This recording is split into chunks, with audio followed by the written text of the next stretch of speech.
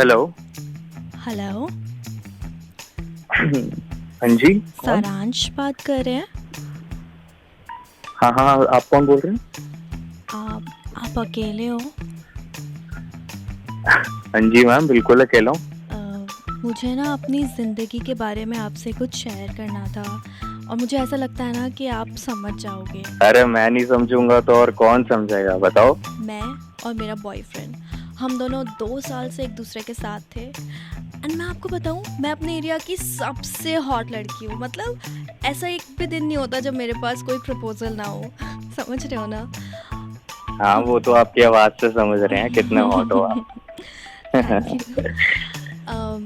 हम दोनों ना बहुत प्यार करते थे एक दूसरे को। और पता है, जब मैं किसी से प्यार करने लगती हूँ ना, तो फिर मैं उसको कभी भी नहीं छोड़ती। लेकिन मुझे अपने बॉयफ्रेंड पे ना शक होने लग गया था। वो मुझे छोड़ के ना कहीं और ध्यान देने लग गया था। साला इतनी हॉट लड़की को छोड़ के कहीं और ध्यान दे रहा है।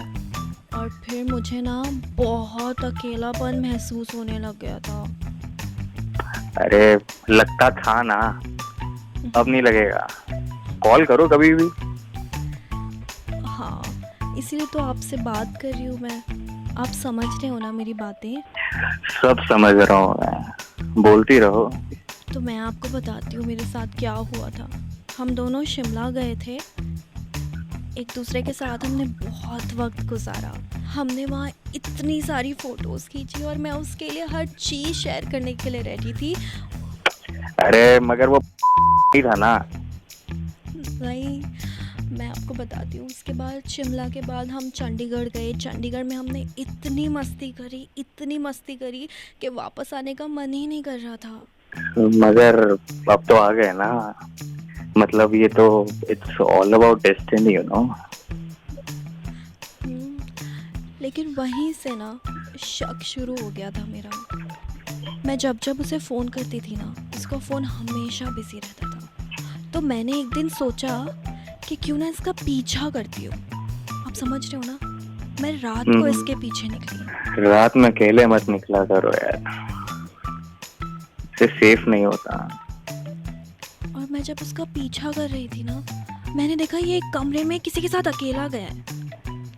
अच्छा, हाँ, और मैं उसके पीछे पीछे दौड़ी। फिर?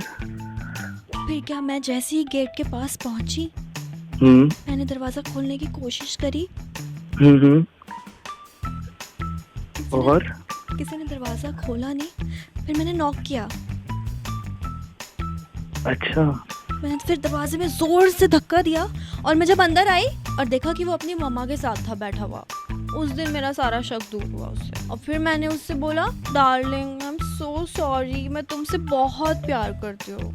और उस दिन से लेकर आज तक ना हम दोनों साथ हैं और इनफैक्ट अभी भी साथ में ही हैं। आप गलत शक कर रही थी ना तुम। हाँ। शक ही गलत कर रही थी। मैंने, अच्छा भाई साहब हुआ क्या, गलती मेरी भी है, मैं इनको बता के नहीं गया। अब इनका भी शक ठीक था, मैंने तो तुमसे कहा था। And we are like so happy, we are getting married next month. बीच बीच में हो जाता है, कोई बात नहीं है, कोई बात नहीं है, बीच बीच में हो जाता है। तो ये थी पूरी कहानी। मैं तो कह रहा था किसी को बताओ भाई, ये इंटरेस्टिंग है, क्या क्या हो जाता है जिंदगी में। आप समझे ना? Hello hello hello. हेलो। चुप। सुबह सुबह